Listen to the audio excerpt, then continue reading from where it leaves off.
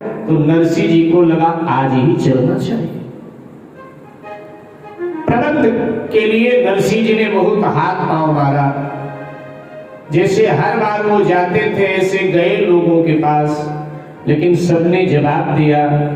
तो उनको लगा कि भाई के पास भी जाना चाहिए। तो आज बंसीधर के पास भी गए, बोले भैया भात भरने जाना है, तो चलेंगे साथ में। कुछ मांगने नहीं गए, भात भरने जाना है तो कुछ लोगों को तो लेके जाना पड़ेगा। बोले साथ में चलेंगे हम।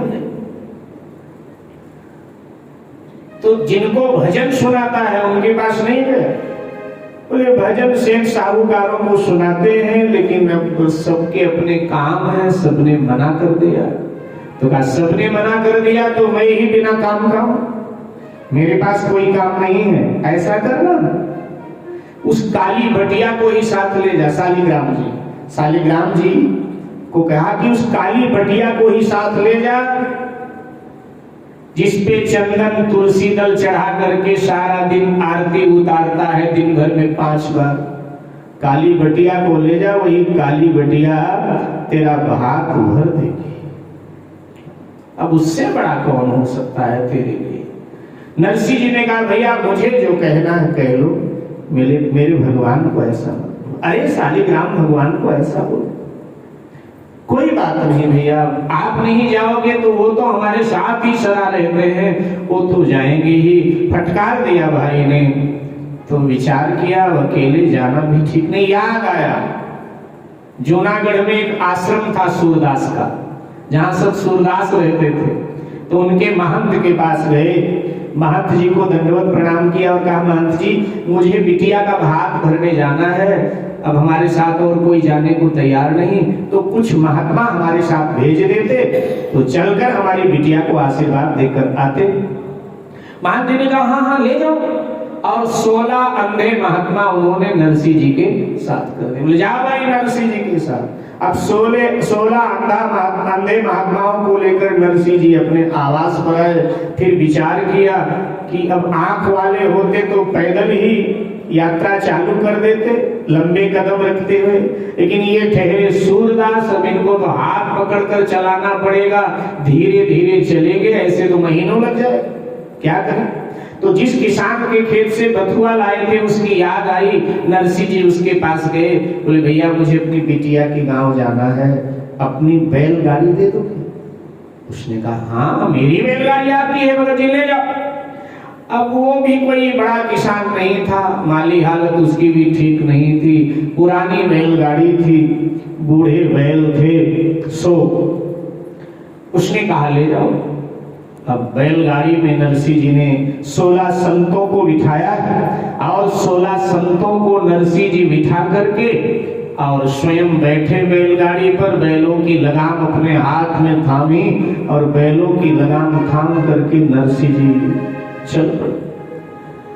गांव से कुछ ही दूर आए थे, जूनागढ़ से कुछ ही दूर आए थे। अब अभ्यास था नहीं, कभी बैलगाड़ी चलाई हो तो अभ्यास होगा, अभ्यास था नहीं।